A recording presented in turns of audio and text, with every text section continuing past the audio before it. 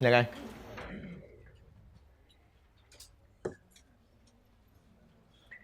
अस्सलाम वालेकुम। दुरूद शरीफ पढ़ लें।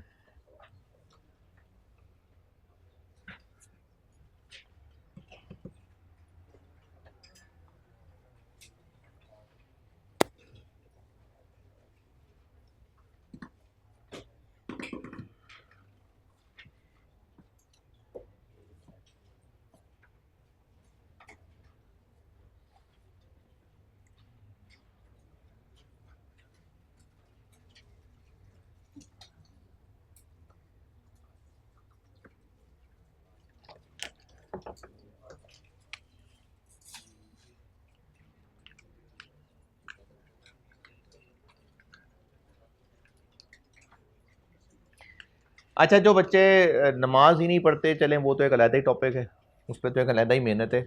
लेकिन जो लड़के बहरहाल जुम्मा पढ़ने चले जाते हैं बहरहाल, तो उनको ना एक बस गुजारिश ये थी कि जो नमाज जुम्मा के पीछे फ़िलासफ़ी थी ना, वो गैदरिंग थी, मुसलमानों की गैदरिंग थी। और उस गैदरिंग के साथ खिताब था। तो इसलिए ये जो जुम्मे में बिल्कुल ऐन मौके पे, वो भी सड़क पे सफ़ें जब बिछ जाती हैं तब शामिल होते हैं ना, तो इस तकल्लुफ़ की भी ज़रूरत क्या है। तो इसलिए आप नौजवानों को बस ये कहना चाह रहा था कि बेटे, अगर कोई और जैनवन तो खैर कुछ भी नहीं होता, वो तो सूरह जुम्मा है कुरान पाक के अंदर। फिर भी अगर कोई मजबूरी का रीज़न हो तो और बात है, अगर नहीं तो जिस टाइम वो दर्स हो रहा होता है ना, उस टाइम जाया करें। तो अगर आपको लिए कोई और प्रॉब्लम नहीं है तो बेटे जल्दी जाया करो, वहाँ जाकर अंदर जो दर्स को तकरीबन 20 मिनट का होता है वो सुना करें, उस माहौल में बैठा करें। तो जल्दी जाया करें जुम्मा पढ़ने वाले। सवाल लिखें।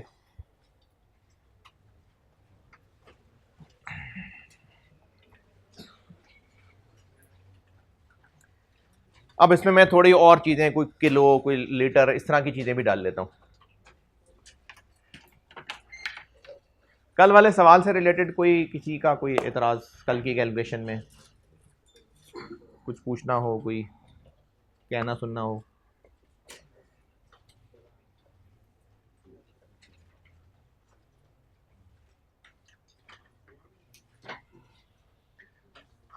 चलें, पहली लाइन तो वही लिख लें, following information relates to the year 2000 पता नहीं कौन सा।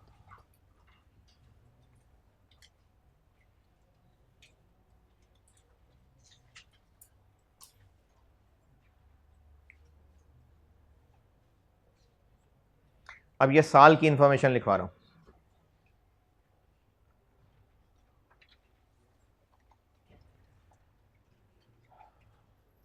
Production 50,000 units, 50,000 units.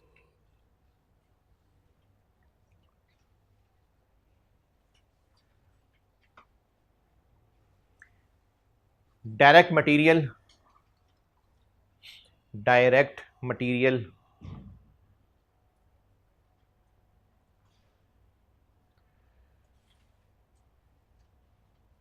₹40 पर केजी,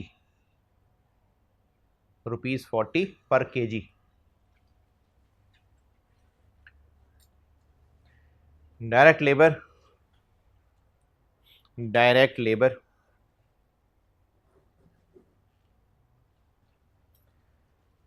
₹150 पर आवर, यानी वर्कर के साथ रेट तय किया हुआ है, wage rate 150 per hour.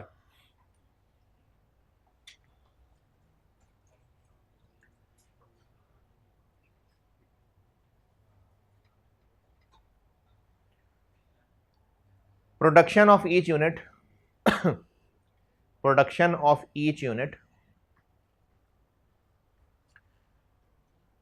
requires requires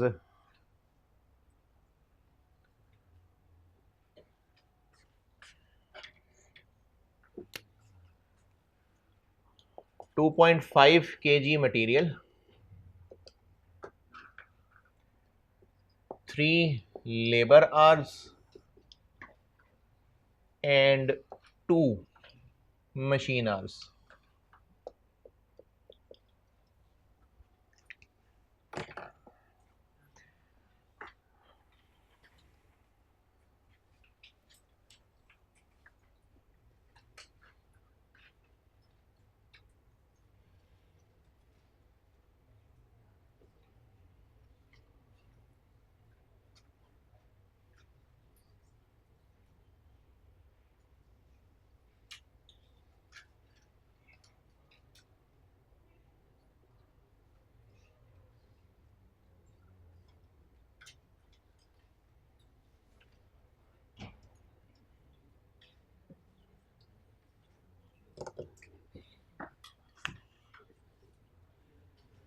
ये लिख लिया।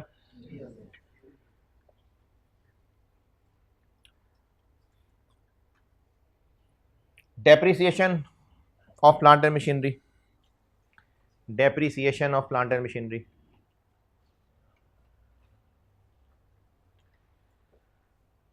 800,000, 8 lakh on reducing balance basis, 800,000 for the year on reducing balance basis, या बाद में लिख लें for the year, 800,000 on reducing balance basis for the year.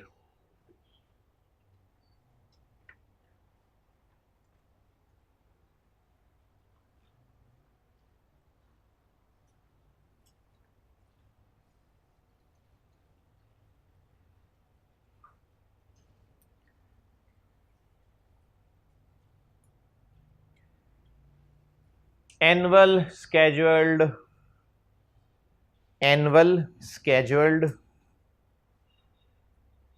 repair maintenance, annual scheduled repair maintenance 200,000, 2 lakh, 200,000.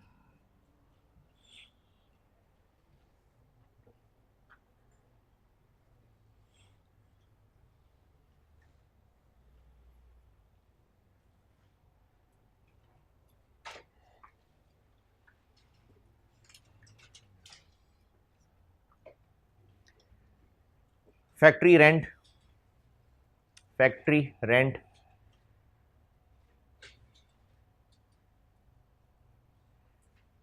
150,000 per month, 150,000 per month.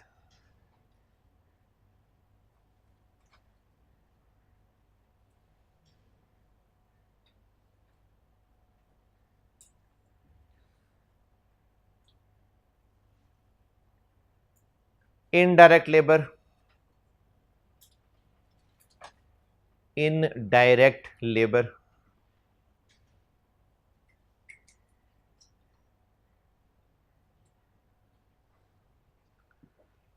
12 lakh for the year, 1.2 million for the year,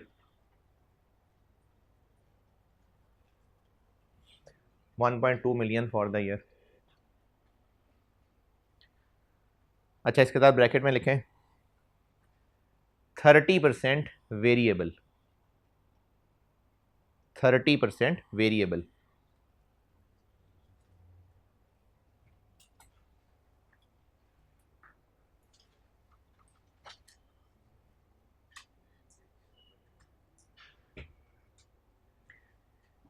Fuel for plant and machinery, fuel for plant and machinery,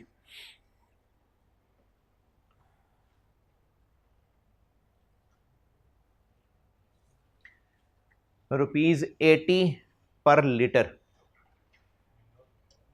है, 380 पर litre, 380. मेरे अपना store है, 380 पर litre, बस 380 पर litre. और bracket में लिखिए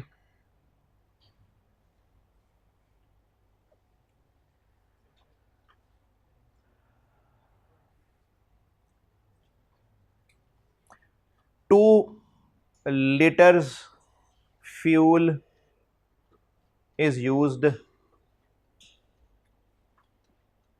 2 liter fuel is used for 5 machine hours, यानी मशीन 5 घंटे चलती है तो 2 लीटर फ्यूल चल जाता है, इस्तेमाल हो जाता है। 2 litre fuel for 5 machine hours.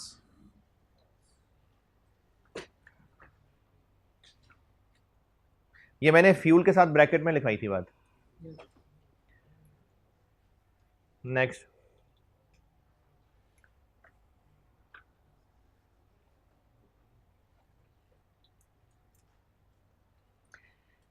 Insurance premium,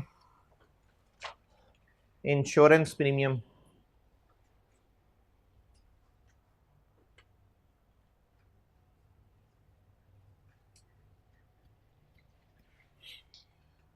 $100,000 पर क्वार्टर, 100,000 1 लाख रुपए पर quarter.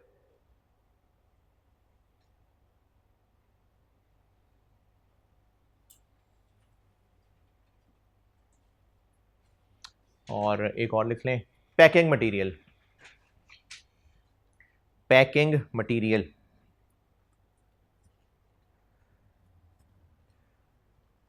₹5 per unit, ₹5 per unit. चलें जी, रिक्वायर्ड वही है, total variable cost for the year और total fix cost for the year.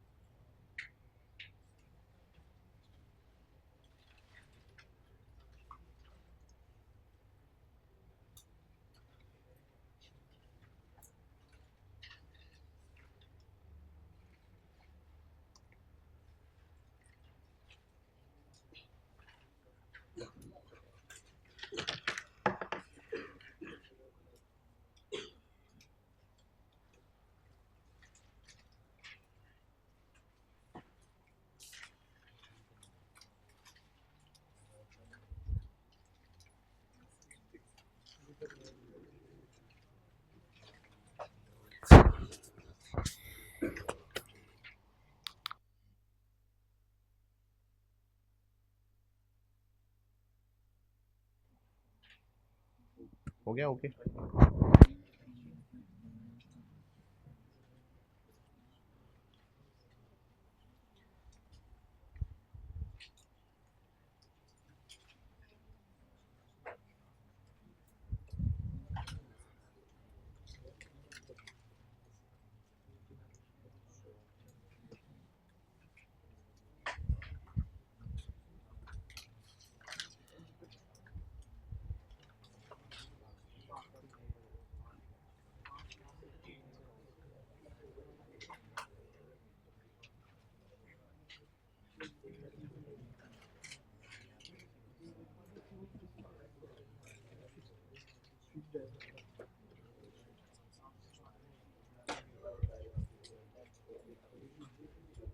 कुछ नहीं किया सॉल्व।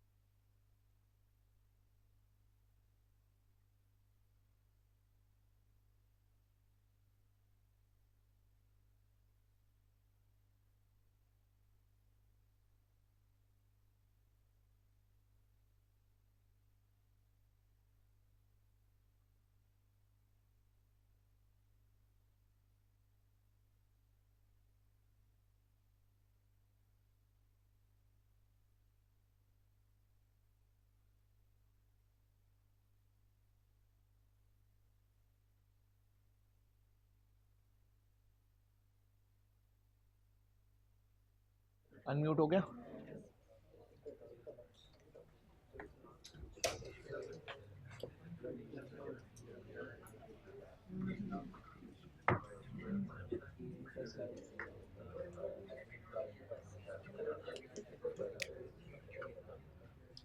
चलें इधर देखें।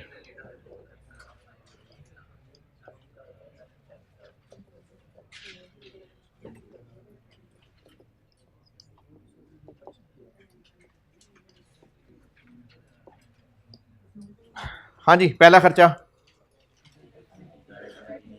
Direct material. वेरिएबल होगा फिक्स्ड होगा? क्यों भाई? प्रोडक्ट बनेगा तो डायरेक्ट मटेरियल लगेगा, नहीं बनेगा तो नहीं लगेगा, तो वेरिएबल है।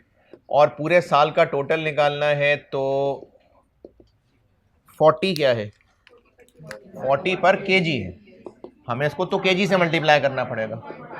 लेकिन ऐसा करने से ये अभी भी फॉर द ईयर नहीं बना। ये कितना बना? Per unit. ये 1 किलो का रेट है और 1 यूनिट पे इतने किलो। ये मैंने कल भी दिखाया था, दोबारा दिखाता हूं। 40 है रुपीस पर केजी, 2.5 केजी पर यूनिट। अब हमने अगर रुपीस पर केजी को रुपीस पर यूनिट बनाना है तो उससे मल्टीप्लाई करेंगे तो बनेगा। ये हमने कॉस्ट में ना बड़ी दफा ये काम करना है आगे चल के, कि एक पर किलो चीज से पर यूनिट तक पहुंचना है। ये काफी दफा होना है काम आगे। इस पे कोई एतराज, परेशानी, कोई मुश्किल, कोई तकलीफ? और पूरे साल तक पहुंचना है तो 50,000। यार ये वाला काम पक्का है ना, सबको समझ?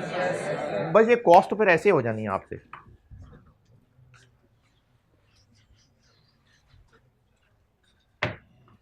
कितना बना?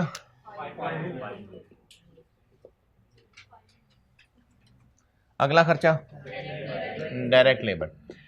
अच्छा, मैंने ना इसमें इंटेंशनली एक वर्ड नहीं बोला था। मैंने डायरेक्ट लेबर बताई आपको ₹150 पर आर। आर दो तरह के बताए थे इसमें, लेबर आर और मशीन आर। तो लेबर आर ही होगा ना। लेबर आर का मतलब है कि वर्कर का 1 घंटा काम करना, मशीन आर का मतलब है कि मशीन का 1 घंटा चलना। तो इसका ताल्लुक लेबर आर से। 120 पर 150 पर आर। यार कितने तेज है, फौरन गलती पकड़ते हैं। 150 पर R into 3 hours per unit, तो अब ये बन जाएगा रुपीज पर यूनिट। चलें शाबाश, इंटू 50,000।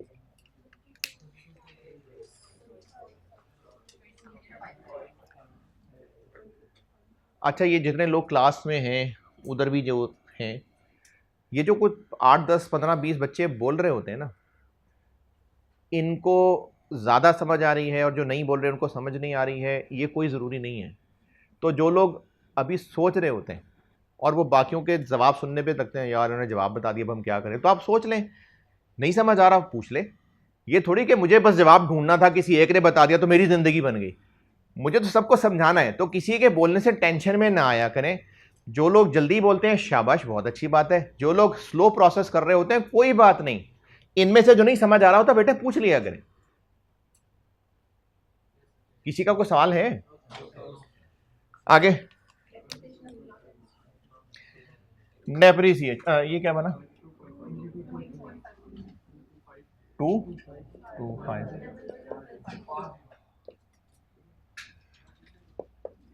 आगे डेप्रिसिएशन फिक्स्ड है कि वेरिएबल है? बताया नहीं है। रिड्यूसिंग बैलेंस है, फिक्स्ड। वेरिएबल नहीं लग रहा किसी को? किसी को तो लग रहा होगा। हाँ,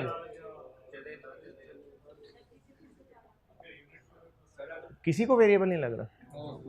लग रहा है ना, किस वजह से? हाँ बिल्कुल ठीक है, ये वेरिएबल है। फिक्स्ड वेरिएबल का फैसला इस लिहाज से नहीं करना पिछले साल और था, अगले साल और था, अगले साल और था। इसका तो एक्टिविटी से ताल्लुक है। ये जो वेरिएबल और फिक्स की डिस्कशन है ये तो फॉर अ ईयर है, ये तो मैं एक पीरियड के कॉन्टेक्स्ट में कर रहे हैं। जैसे फैक्ट्री का रेंट फिक्स्ड है, वेरिएबल है, तो अगले साल बढ़ जाएगा, अगले साल और बढ़ जाएगा, अगले साल और बढ़ जाएगा, तो वेरिएबल हो गया? नहीं।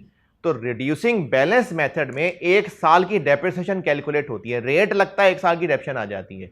अब हर साल में वो चेंज होगी, हां, लेकिन जिस साल की ये फिगर है क्या उस साल की एक्टिविटी से रिलेटेड है? नहीं। तो इसका कंक्लूजन ये बना कि अगर स्ट्रेट लाइन या रिड्यूसिंग बैलेंस है तो ये फिक्स कॉस्ट है, और अगर आर्स मेथड या यूनिट्स मेथड पे है तो variable cost.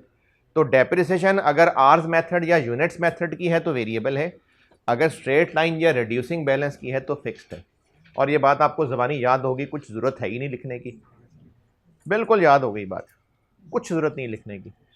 Depreciation straight line है या रिड्यूसिंग बैलेंस है तो फिक्स कॉस्ट है,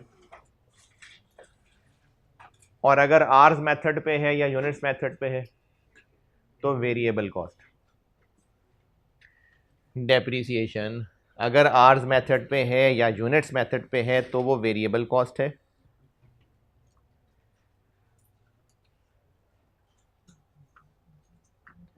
और अगर स्ट्रेट लाइन और रिड्यूसिंग बैलेंस पे है तो फिक्स कॉस्ट।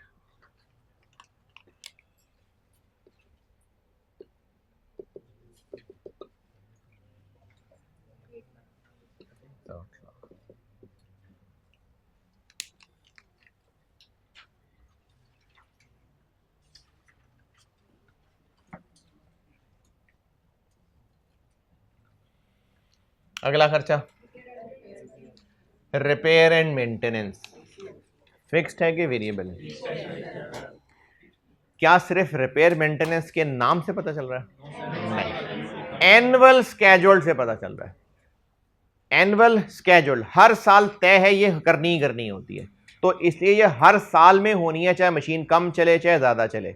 वरना रिपेयर मेंटेनेंस सिर्फ नाम से अगर देखेंगे तो वो वेरिएबल भी हो सकती है, फिक्स भी हो सकती है, तो वो एनुअल स्केड्यूल्ड की वजह से उसको फिक्स कह रहा हूं मैं।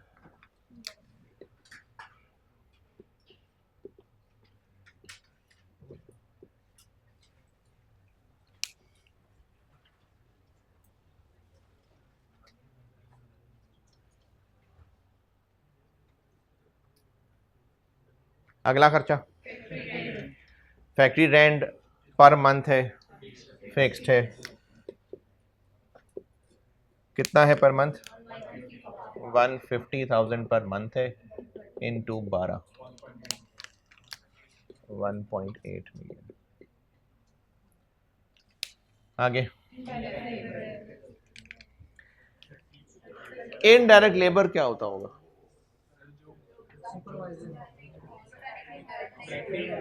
लेबर जो डायरेक्ट नहीं है वो इनडायरेक्ट सुपरवाइजर हो गए, ये इनडायरेक्ट लेबर है। सिर्फ इनडायरेक्ट लेबर नाम से कभी भी फिक्स वेरिएबल नहीं होगा, क्योंकि इनडायरेक्ट लोगों जो हेल्पर है, जो सुपरवाइजर है, वो भी हो सकता है वेज रेट पर आर पे हो सकता है। तो इनडायरेक्ट लेबर नाम से नहीं होता वेरिएबल फिक्स्ड, और इंफॉर्मेशन होनी चाहिए, तो इसलिए मैंने बता दी। और इंफॉर्मेशन 30% वेरिएबल है और फिर 70% फिक्स्ड है। कितनी है? अच्छा हाँ ठीक है, 12 लाख इंटू 70%, 840, और बाकी वेरिएबल है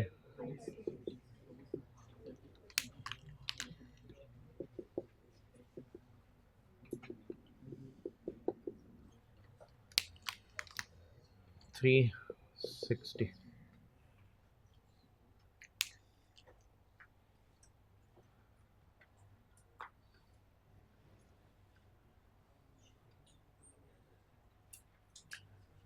हाँ जी आगे, यहां तक किसी खर्चे पे कोई एतराज? उस रूम में बेटे, यार किसी को कोई मसला नहीं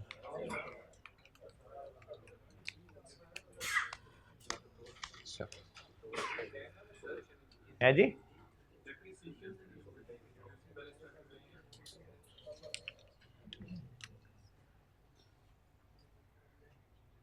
डेप्रीसिएशन ₹100 पर यूनिट हो अगर, 2026 की टोटल डेप्रीसिएशन कैसे कैलकुलेट होगी? 100 इंटू टोटल यूनिट ना। अगर डेप्रीसिएशन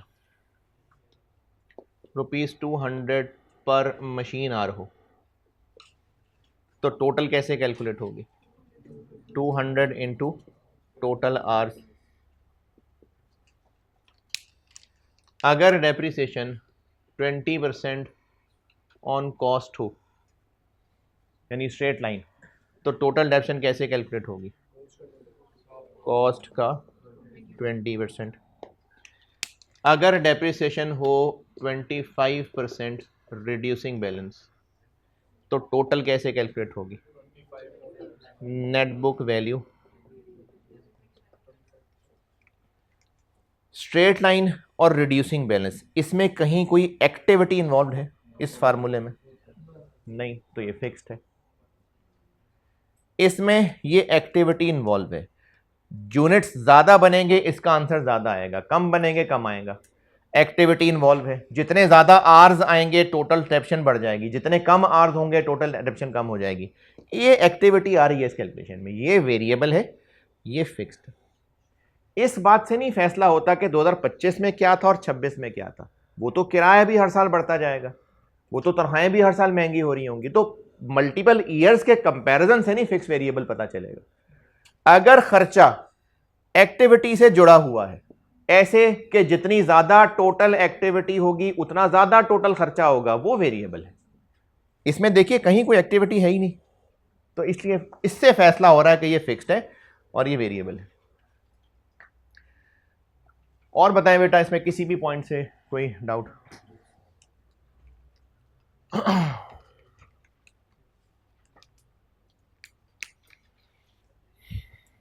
अच्छा, अभी यहां कहीं कोई पूछ रहा था कि ये एग्जाम लेवल क्वेश्चन है, तो एग्जाम लेवल क्वेश्चन भाई, अभी तो हम टॉपिक्स पे पहुंचे ही नहीं है, अभी तो ये छोटी छोटी कैलकुलेशंस हैं, ये कहीं आगे इस्तेमाल होनी, अभी तो तैयारी कर रहे हैं।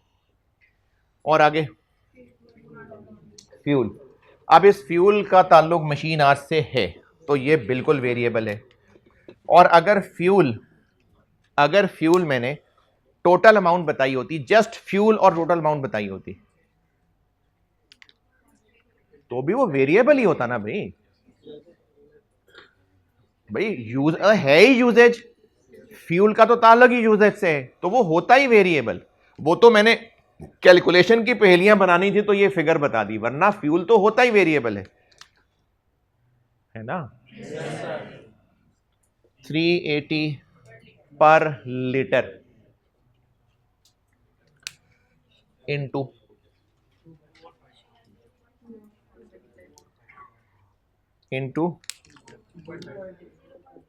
2/5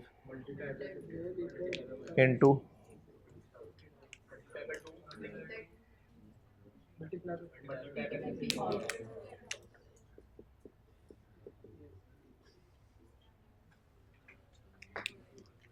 ठीक है, और भी को मल्टीप्लाई, तो बस वो 4 ही रंग थे तो ये 4 मल्टीप्लाई हो गए। इस पे एतराज होगा। ₹380 पर litre, 2 hours, sorry, 2 liter for 5 hours, 2 hours per unit, 50,000 unit. तो टोटल रुपीज में आ रहा है आंसर। अच्छा, ये जो मैंने आपको ये चीज़ शक्ल लिख के दी है ना, ये आपको उसकी कदर नहीं हो रही, बड़ी काम की बात बता रहा हूं मैं, ये बहुत काम की बात है। 5 kg प्लस 2 kg, अरे वाह शाबाश जबरदस्त, 7 kg। 4 किलोमीटर प्लस 3 kg,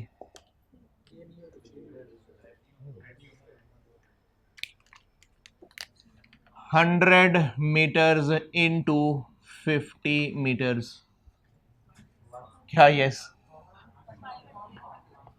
5000 क्या मीटर स्क्वायर। तो हम जब भी कुछ फिगर्स में प्लस माइनस मल्टीप्लाई डिवाइड कर रहे होते हैं ना, तो वो सलूक उनकी फिगर्स के साथ साथ उनके मेजरमेंट यूनिट में भी हो रहा होता है। 100 को हम 50 से बिल्कुल कर रहे हैं मल्टीप्लाई, लेकिन मीटर मीटर भी मल्टीप्लाई हो रहा है, तभी तो मीटर स्क्वायर बन रहा है। तो आपको ना आगे कॉस्ट में ऐसे मसले आएंगे, बिल्कुल आएंगे, जहां पर आपको यह समझ नहीं आ रहा होगा कि जो फिगर्स दी हुई हैं उनको मल्टीप्लाई करना है कि डिवाइड करना है। तो वो आप तभी क्रैक कर पाएंगे जब आप इस शक्ल में चीज को समझें। अब ये सारी चीजें मल्टीप्लाई हो रही है ना, तो उससे ये लीटर गया,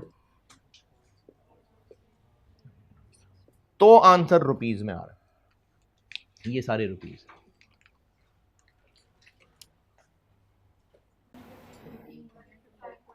वन फाइव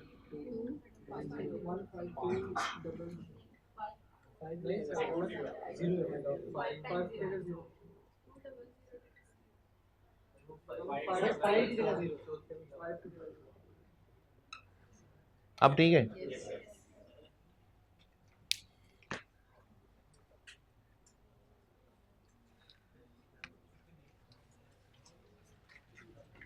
ये कैलकुलेशन आई समझ के नहीं?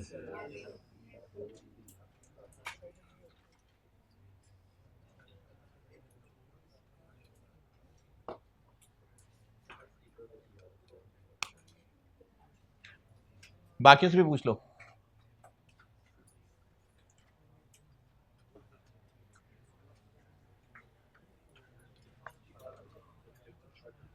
हाँ जी आगे। अच्छा, ये काम पहली और आखिरी दफा नहीं है, आगे कॉस्ट में बहुत दफा ऐसे काम होने, तो इसकी मल्टीपल टाइम्स होगी प्रैक्टिस। क्या क्या बताया गया फ्यूल के? इंश्योरेंस रुपीज 100,000 पर क्वार्टर, फिक्स्ड है वेरिएबल है? फिक्स्ड है। इंश्योरेंस ना हमेशा फिक्स चीज ही होती है, क्योंकि ये साल की फीस जारी होती है। इंश्योरेंस हमेशा एक फिक्स खर्चा होता है क्योंकि साल की फीस होती है। इंश्योरेंस हो गया कितना 100,000 पर क्वार्टर, तो साल में होते हैं 4 क्वार्टर।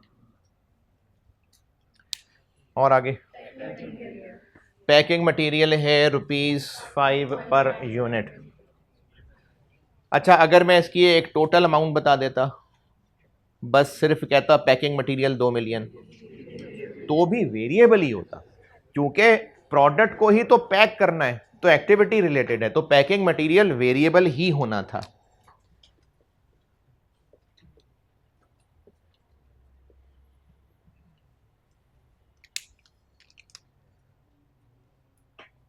फाइव पर यूनिट है।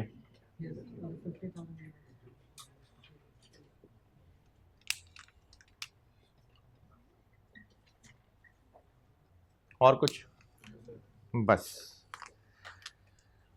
अच्छा, कॉस्ट में ना ये इतना कोई गहरा टेस्ट नहीं होता कि आपको फिक्स्ड और वेरिएबल में से इतनी गहराई में जाके फैसला करना पड़े। ये आगे जितने भी टॉपिक्स हैं उनमें इजीली पता चल रहा होता है फिक्स्ड और वेरिएबल। तो अगर ये टूटा फूटा भी समझ आ रहा है तो बहुत है, सब सही है। फिर बता दें, इसमें से बताएं, कुछ पूछना है तो चलें। फिक्स्ड और वेरिएबल भी बहुत है, तो मैंने कल हेडिंग दी थी टाइप्स ऑफ कॉस्ट, बहुत है। अब परसेंटेज कैलकुलेशन पे आते हैं। अच्छा, ये जो कल मैंने डायरेक्ट इनडायरेक्ट की तमीज़ की थी, फिर वेरिएबल फिक्स की तमीज़ की थी, इन दोनों को मिक्स करके ना एक चीज़ बता रहा हूं, हो सकता है इससे फ़ायदा हो सकता है ना हो तो इग्नोर कर देना। फैक्ट्री के सारे खर्चे, फैक्ट्री के जितने भी खर्चे हैं,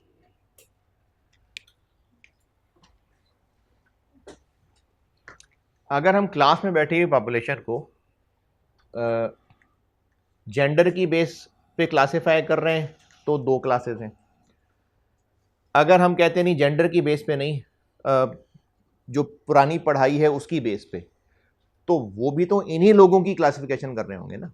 यानी सेम पॉपुलेशन है, उसकी क्लासिफिकेशन किस एतबार से, डिफरेंट एतबार से ये टाइप्स हैं, तो हो तो उन्हीं लोगों की बात रही है। तो फैक्ट्री ही के खर्चों की बात हो रही है। अगर हम फैक्ट्री के सारे खर्चों को डायरेक्ट इनडायरेक्ट की नजर से देखें तो फैक्ट्री के सारे खर्चों में से डायरेक्ट मटेरियल है, डायरेक्ट लेबर है और एफओएच है।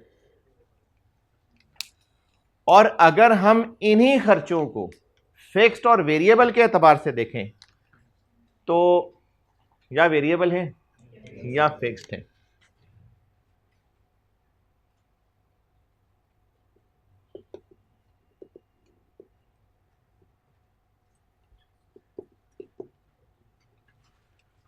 अच्छा, ये कुछ समझ आया मैं क्या कहना चाह रहा हूं? क्या?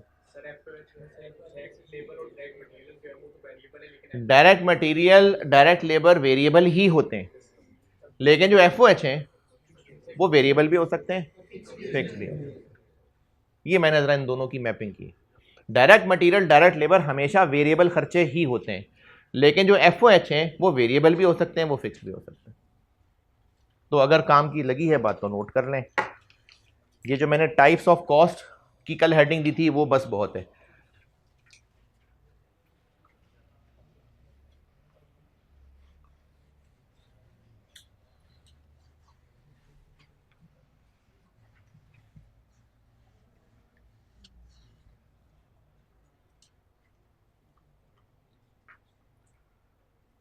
ये ब्लू मार्कर विजिबल है? बहुत लाइट तो नहीं हो गया वो?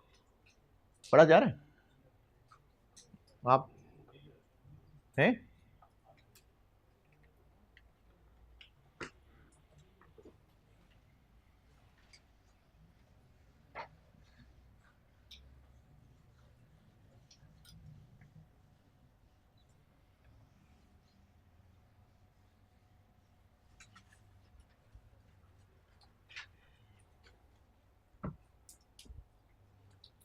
जो मैंने टाइप्स ऑफ कॉस्ट की कल हेडिंग दी थी ना वो बस डन, बहुत है।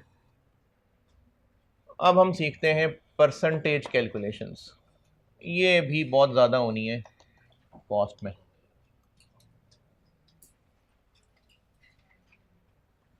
परसेंटेज कैलकुलेशन,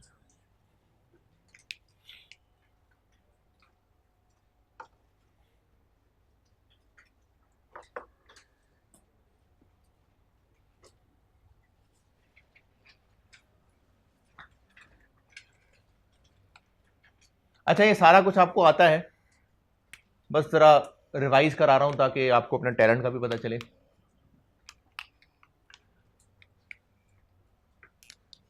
इसमें एक तो कर लेता हूँ कि मतलब सिंपल परसेंटेज की एप्लीकेशन, मतलब सादी सी बात, कोई इसमें गहराई वाली बात नहीं है। जैसे यहाँ तक नोट करें, फिर सवाल लिखवा।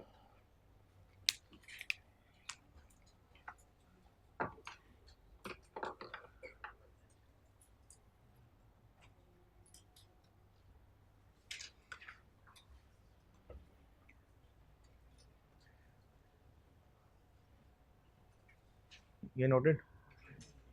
चलें, बिल्कुल बच्चों वाला सवाल। Total sales for the year, total sales for the year 240 million, 240 million. Sales commission, sales commission 3%, 3%। Commission की अमाउंट बताएं। है जी, हाँ ठीक जी, ठीक।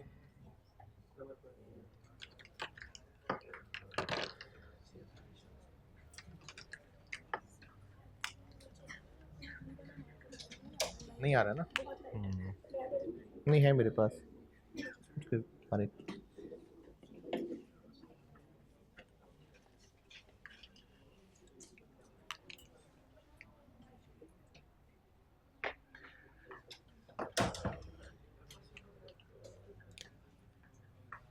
240 मिलियन सेल्स है, 3% कमीशन है, तो कमीशन की अमाउंट हो गई 7 पॉइंट। इसमें तो कोई मुश्किल नहीं होनी। अगला सवाल लिखें।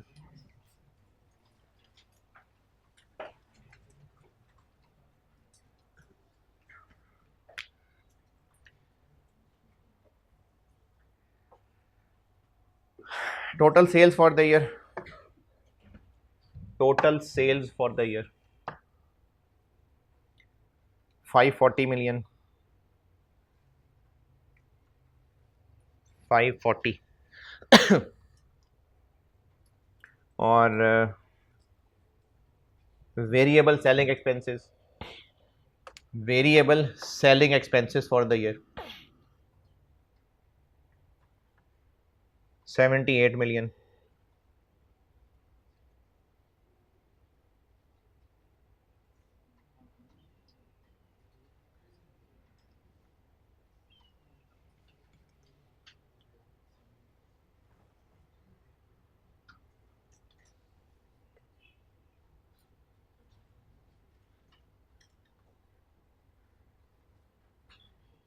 नहीं, 81 मिलियन, 78 नहीं, 81 मिलियन।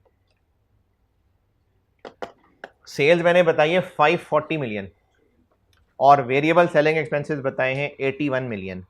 रिक्वायर्ड है आपसे वेरिएबल सेलिंग एक्सपेंसेस कितने परसेंट ऑफ सेल्स हैं, कितने परसेंट ऑफ सेल्स हैं।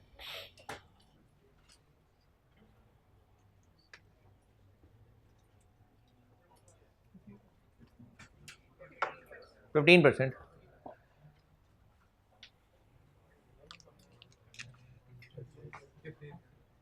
81 मिलियन ओवर 540, 15। इसमें भी नहीं होना चाहिए मसला। अच्छा, फिर भी अगर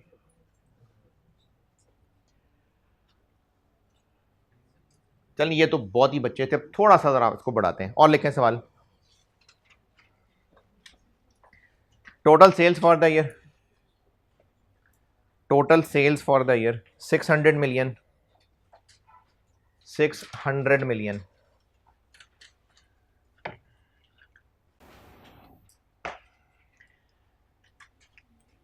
इसके साथ ब्रैकेट में लिखें 40% cash, 60% credit,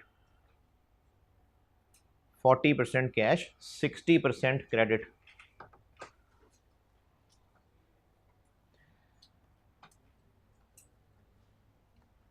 sales commission, sales commission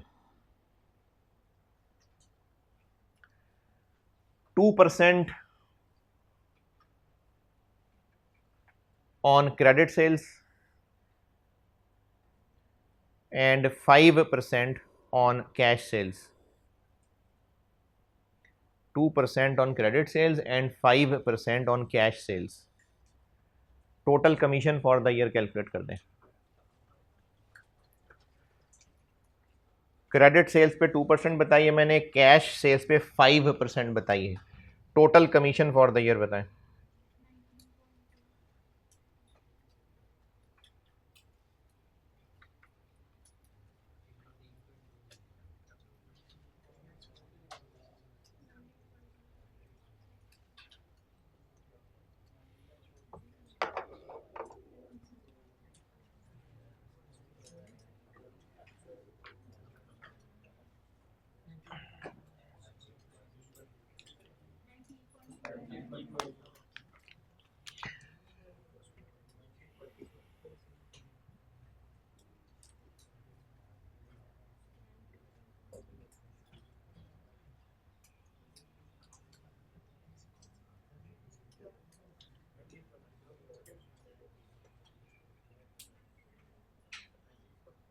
ठीक है, डन.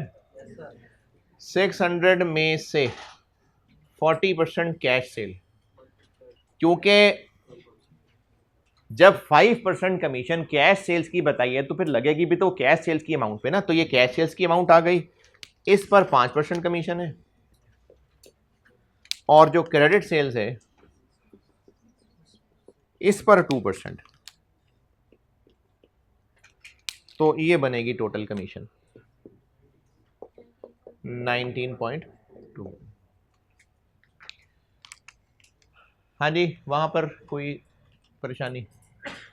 19.2 ओके. चलें, ये तो सादी सादी परसेंटेजेस हो गई. अब इनको ना ज़रा टैक्सेस, ड्यूटीज़, जीपी, कमीशन इस पे लाता हूँ. Withholding tax, process losses, इन पे शिफ्ट करता हूँ उसको.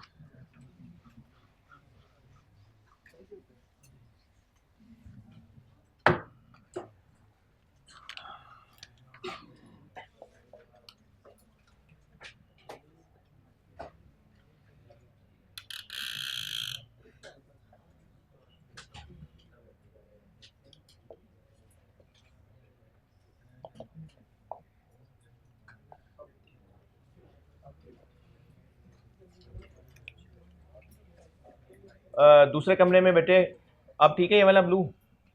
बाकियों से पूछते हैं, मैंने चेंज किया मार्कर.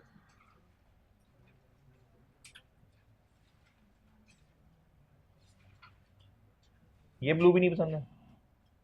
नहीं पसंद नहीं आया कि नजर नहीं आ रहा? नजर नहीं आ रहा.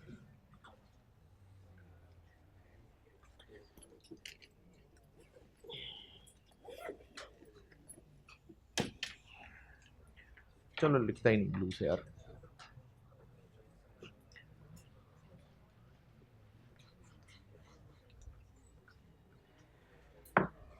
जीपी मार्कअप और मार्जिन जी आपको आता होगा. चलें देख लेते हैं. चलें पहले आपका टैलेंट चेक करते हैं. लिखें, सवाल लिखें.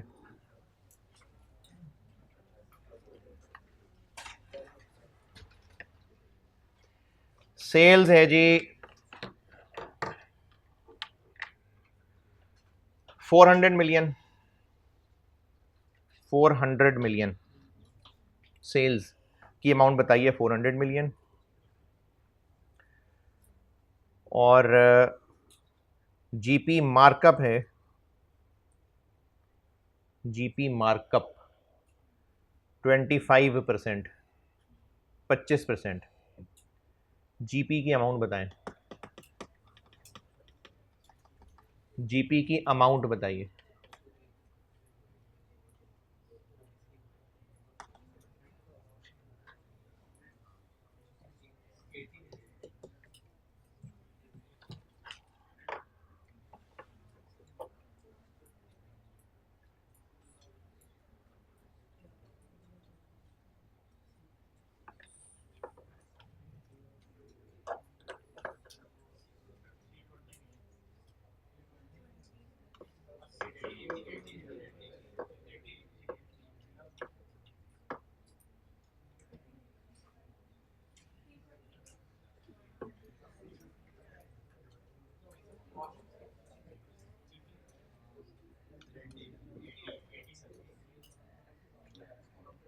हाँ जी, कितना?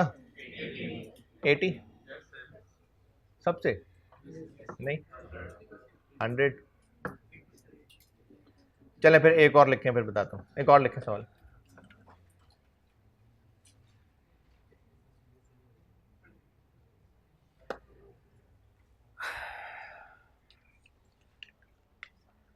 जीपी मार्जिन, जीपी मार्जिन 40% है, 40%।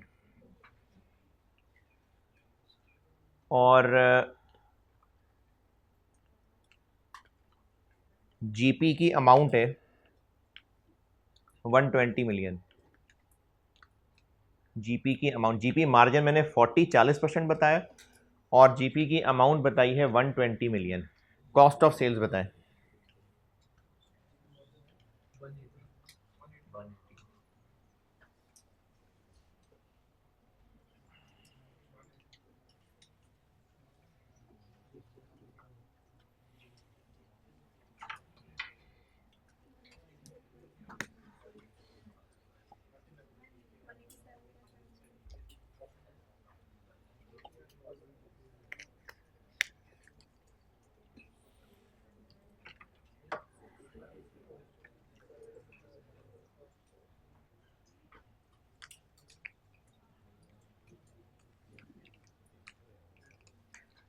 हाँ जी, डन।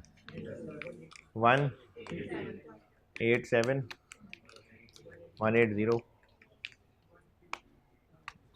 चलें ठीक है जी, टैलेंट का टेस्ट हो गया। मैं सिखाता हूँ आपको। इसका सही आंसर 180 है और पहले वाले का सही आंसर 80 रहा। अच्छा, आपको ये पहले आता है क्योंकि काफ़ी सारे लोगों ने तो सही बताया है। हो सकता है आपने कोई इक्वेशन से याद किया हो सकता है किसी और तरीके से याद किया हो सकता है तुक्के से किया हो। मैं आपको एक तरीका बता रहा हूँ जिनको ये तरीका पहले आता है, मैंने FR1 में भी सिखाया था वैसे, जो पुराने हैं लास्ट टाइम वाले। लेकिन अगर आपने इसके अलावा किसी तरीके से भी पढ़ा हुआ है, फिर भी आई एडवाइस कि एक बार ये सीख लें। थोड़ा अजीब सा है लेकिन एक बार जब प्रैक्टिस हो जाएगी तो फिर आसान है, और इसका बहुत ज़्यादा इस्तेमाल है कॉस्ट में। मार्कअप मार्जिन का बहुत ज़्यादा इस्तेमाल है। पहले तो मार्कअप मार्जिन का कॉन्सेप्ट क्या है? जब कोई चीज़ बेची जाती है तो 3 फिगर्स का आपस में रिलेशन है। एक उसकी कॉस्ट है, एक उसकी सेल वैल्यू है और एक उस पर प्रॉफिट। अगर हमने कोई चीज़ 1600 की कॉस्ट थी, 2000 की बेची तो 400 का प्रॉफिट कमाया। ये जीपी है 400। लेकिन अगर इसको इन टर्म्स ऑफ परसेंटेज देखना हो, जैसे अगर एक क्लास, आपकी बात नहीं कर रहा, आप तो सब पास हैं, वैसे किसी क्लास की बात कर रहा हूं।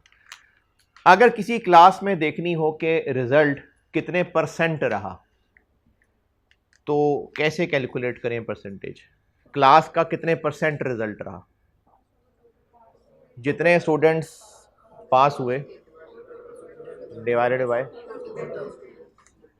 टोटल स्टूडेंट्स कौन से।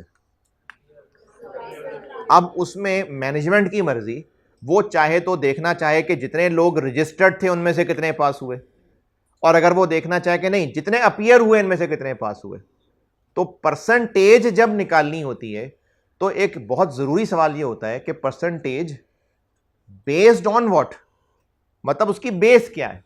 जब हम किसी चीज की बात करते हैं ना कि 40% है, तो 40% का मतलब होता है, ये होता है सेंट, सेंट 100, 40%।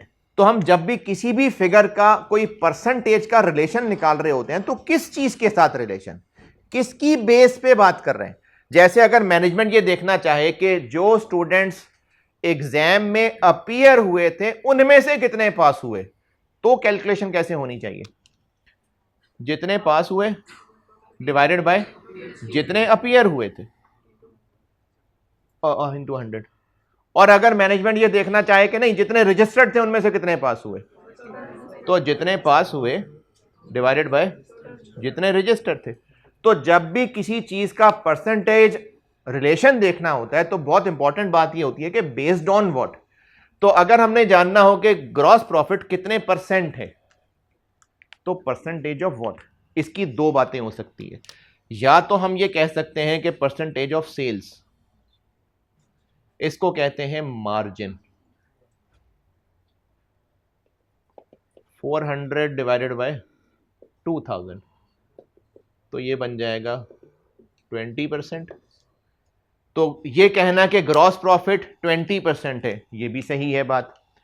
और अगर मैनेजमेंट जानना चाहे कि 400 बेस्ड ऑन कॉस्ट, तो इसको कहते हैं मार्कअप। 400 ओवर 1600, 20%, 25%। तो ग्रॉस प्रॉफिट 20% है, ये बात भी सही है। ग्रॉस प्रॉफिट 25% है, ये बात भी सही है दोनों सही। लेकिन पूरी बात क्या है कि 20% ऑफ सेल्स, 25% ऑफ कॉस्ट। तो जब भी कोई चीज परसेंटेज निकाली जाती है, तो पहली बात वो परसेंटेज निकाली ही रिलेशनशिप के लिए जाती है, जब हम कुछ फिगर्स को रिलेट कर रहे हो। दूसरी बात, डिनोमिनेटर बेस किस पे है, तो ग्रॉस प्रॉफिट सेल्स पर बेस्ड हो तो उसको मार्जिन कहते हैं, और अगर वो कॉस्ट पर बेस्ड हो तो उसको मार्कअप कहते हैं। ये बात पता तो होगी सबको पहले, लेकिन चलें एक रिवाइज हो गई बात। ये बात नहीं समझ आई किसी को तो बताएं, मैं दोहराता हूं। हाँ जी, इस मार्कअप मार्जिन में फर्क पे बताइए बेटे कोई तरह।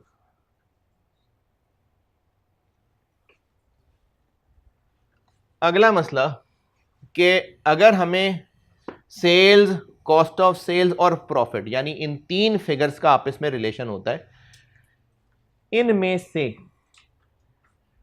कोई एक फिगर पता हो, अच्छा दो फिगर्स पता हो तो तीसरी पता चल सकती है, वो पता चल जाएगी। लेकिन अगर एक ही फिगर पता है, तो अगर इन तीन में से कोई एक फिगर पता हो और कोई एक परसेंटेज पता हो, तो फिर बाकी फिगर्स फाइंड हो सकती हैं। ये हो रहा है इस पर टॉपिक डिस्कस। तो अगर आपको परसेंटेज मार्जिन पता हो तो क्या तरीका है, और मार्कअप पता हो तो क्या तरीका है, उसको लोग इक्वेशन से भी कर लेते होते हैं, वो भी सही है। लेकिन मैं जो आपको यूनिटी मेथड बता रहा हूं, कोशिश करें कि आपको समझ आए और आप उसको यूज करें, सवालों में फायदा होगा। फार्मूला लिख तो देता हूं, लेकिन फार्मूले से ज्यादा इंपॉर्टेंट होगा जो मैं इसको प्रैक्टिस से बार बार बोल रहा हूँ। फार्मूला तो चलें बता ही देता हूं कि हमें अगर कोई अमाउंट चाहिए तो एक अमाउंट गिवन जरूर होगी,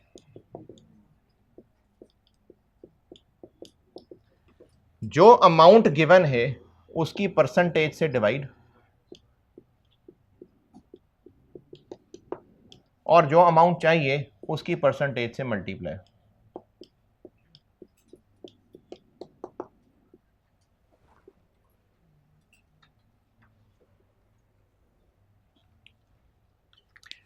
अच्छा, ये तरीका जो बता रहा हूं ना, जिदबाजी में इसको छोड़ना नहीं, इसको कोशिश करें कि पक्का करें। इसी को ही इस्तेमाल करते हुए आगे बहुत सारी कैलकुलेशन में फ़ायदा होना है। इसलिए अगर ये आता है तो बहुत अच्छी बात है, नहीं आता तो कोशिश कर लें कि सीखें और उसको अप्लाई कर लें। अब इसको मैं प्रैक्टिस से समझाता हूं, अभी बगैर प्रैक्टिस के तो ये बात नहीं समझ आएगी ऐसे।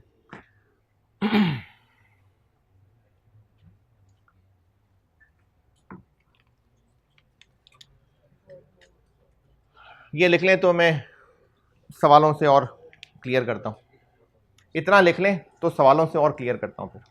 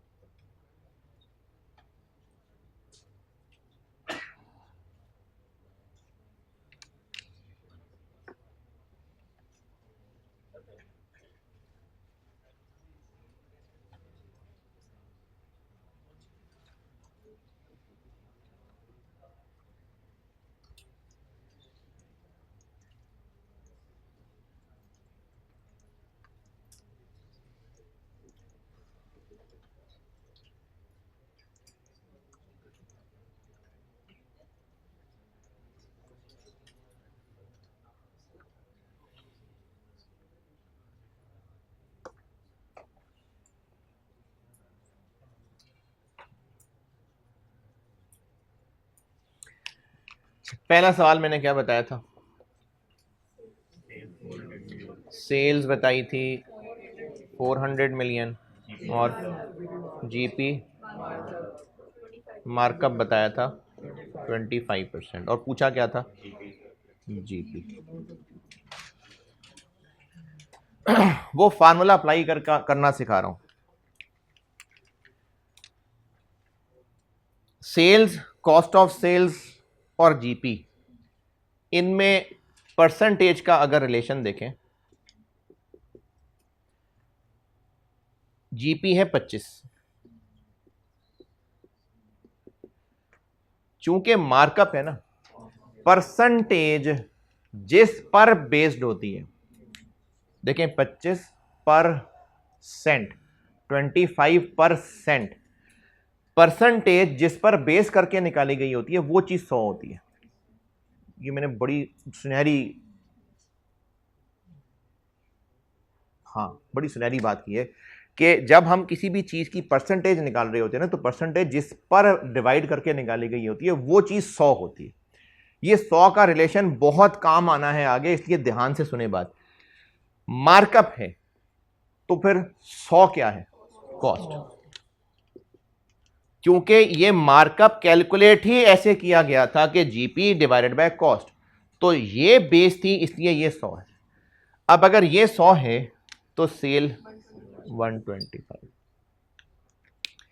ये जो मैं काम यहां लिख के बता रहा हूं, ये आप इतने चीते चीतियां हो जाएंगे कि आप ये काम जबानी करने के काबिल हो जाएं, तो इसका मतलब है आपको ये चीज आ गई। फिर ये इन तीनों में परसेंटेज का रिलेशन है।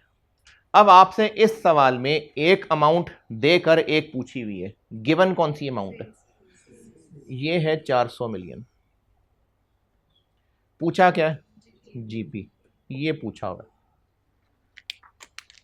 जो गिवन है उसको उसकी परसेंटेज से डिवाइड करें और जो पूछा है उसकी परसेंटेज से मल्टीप्लाई करें। ये मतलब है उस फार्मूले का। जो 400 मिलियन है वो 125 है, तो फिर 25 कितना होगा? 400 डिवाइडेड बाय 125 इंटू 25, कितना आ जाएगा? 80। तो इसमें जीपी कैलकुलेट हो जाएगा 400 125 20।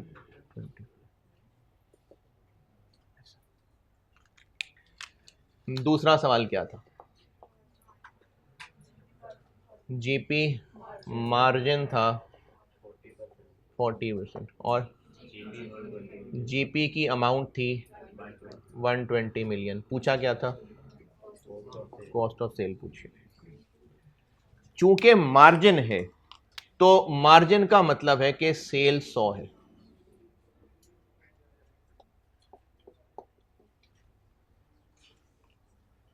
मार्जिन है ना, तो सेल 100 है, और अगर सेल 100 है तो कॉस्ट 60। अब मैंने इस सवाल में आपको अमाउंट कौन सी दी हुई है?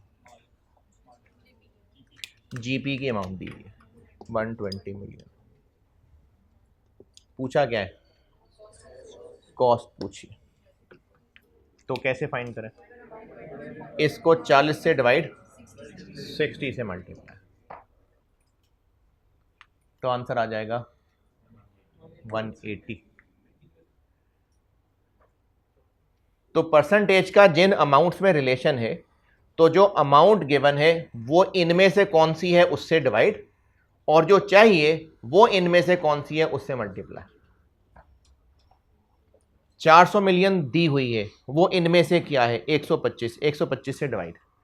जो चाहिए जीपी, वो इनमें से क्या है? 25, तो 25 से multiply.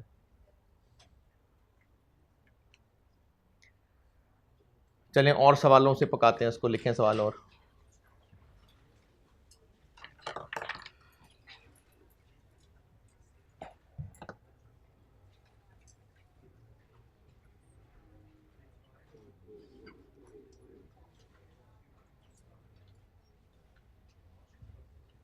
Cost of sales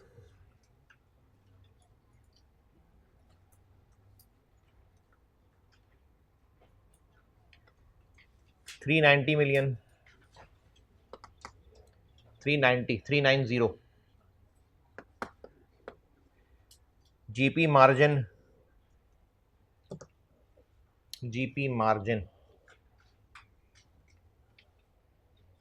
35%, 35% sales की अमाउंट बताएं।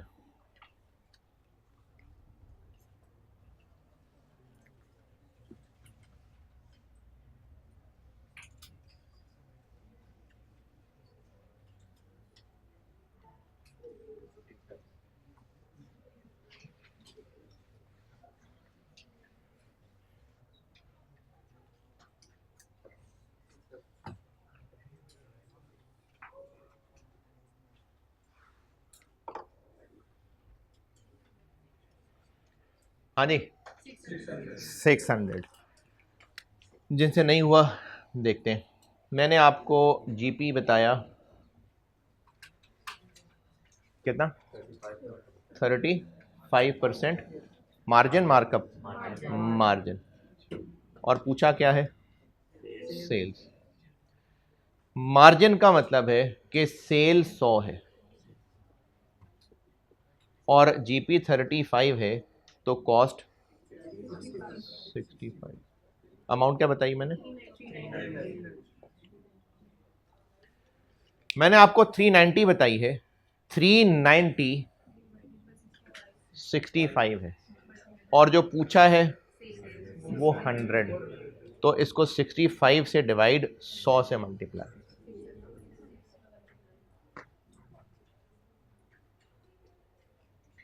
अच्छा, अब जो बात बोल रहा हूं, अब जो जुमला, अगर वो भी ये समझ आया सवाल, अब जो सेंटेंस बोल रहा हूं अगर वो भी समझ आ गया, अरे वाह।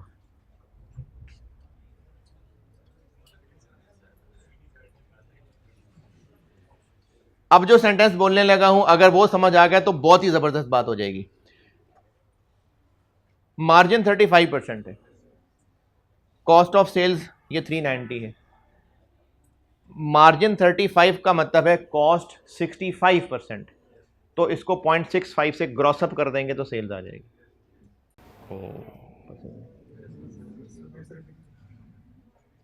कॉस्ट ऑफ सेल, हमें सेल्स चाहिए ना, कॉस्ट ऑफ सेल्स, सेल्स का 65%, 100 तक पहुंचना है, तो 65% से ग्रॉसअप, ग्रॉसअप वाली बात नहीं मिलती। हमें सेल्स चाहिए, कॉस्ट ऑफ सेल्स, सेल्स का 65%, तो उसको 0.65 से डिवाइड करेंगे तो 100 तक पहुंच जाएगा।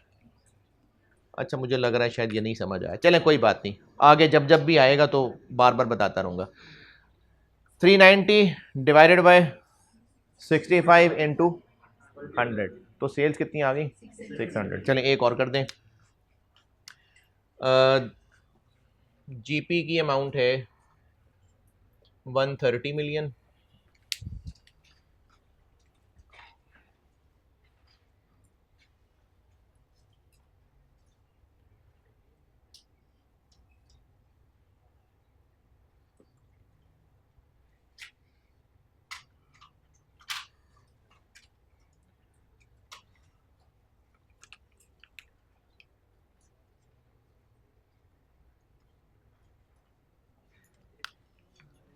और जीपी मार्कअप है, जीपी मार्कअप 50% है। जीपी 130 मिलियन है और जीपी मार्कअप है 50%। सेल्स बताएं।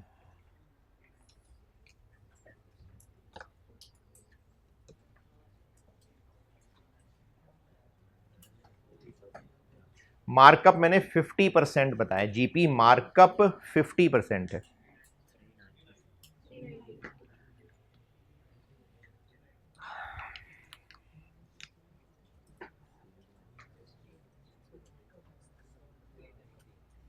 हाँ जी, हाँ जी बिल्कुल ठीक है। मैंने कहा मार्कअप, तो इसका मतलब है कि कॉस्ट 100 है और 50 है तो सेल 150, तो जो 130 मिलियन है ये 50 है और पूछा क्या है मैंने, सेल्स, वो 150।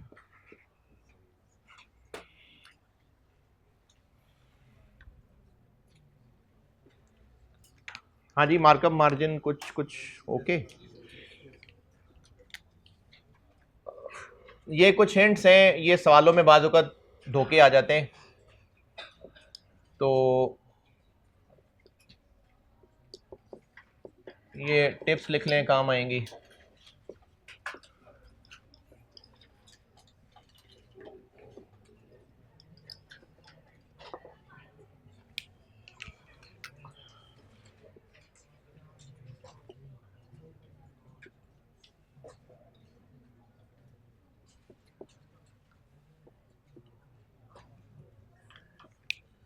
सवाल में ना आपको मार्कअप और मार्जिन परसेंटेज यकीनन गिवन होगी, तभी तो उसको इस्तेमाल करवाना होगा, तो उसमें ना धोखे भी इन्वॉल्व हो सकते हैं।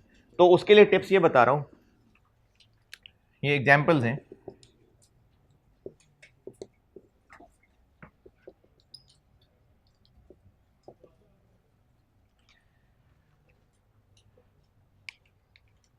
अगर क्वेश्चन में क्लियरली लिखा हुआ है मार्जिन है तो मार्जिन है, मार्कअप है तो मार्कअप है, धोखे ये हो सकते हैं कि आपको क्वेश्चन में सिर्फ लिखा मिलता है gross profit is 20%, just percentage, तो वो मार्जिन दिया हुआ। यानी अगर सवाल में ग्रॉस प्रॉफिट परसेंटेज है बस, क्वेश्चन में कहा हुआ है जीपी कितने परसेंट है बस, और कुछ नहीं कहा कि परसेंटेज ऑफ व्हाट, कुछ नहीं कहा, तो वो बाय डिफॉल्ट मार्जिन ही है। मैंने डब्बा बनाया हुआ एक बस कि कोई भी परसेंटेज हो सकती। अगर सवाल में कहा हुआ है परसेंटेज ऑफ सेल्स, तो वो मार्जिन है।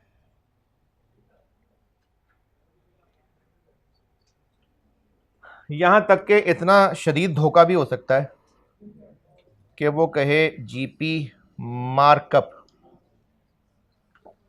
लेकिन साथ वो कह दे परसेंटेज ऑन सेल्स, तो इस वर्ड पे नहीं जाना, ऑन सेल्स है ना, तो वो मार्जिन। तो ये धोखा भी हो सकता है, वर्ड मार्कअप लिखा हुआ है लेकिन चूंकि परसेंटेज ऑन सेल्स कहा है तो वो मार्जिन।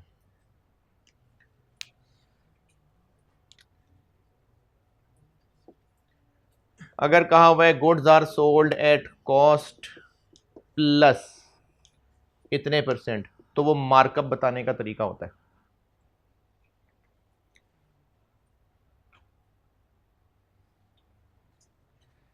अगर कहा हो ग्रॉस प्रॉफिट इतने परसेंट ऑफ या ऑन कॉस्ट है, तो वो मार्कअप है।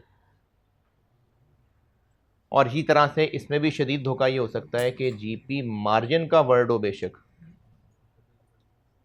बेशक मार्जिन का वर्ड है, लेकिन साथ कह दिया परसेंटेज ऑन कॉस्ट, तो वो मार्कअप। तो ऐसे ये मार्कअप मार्जिन से रिलेटेड शरारतें हो सकती हैं एग्जाम क्वेश्चन में।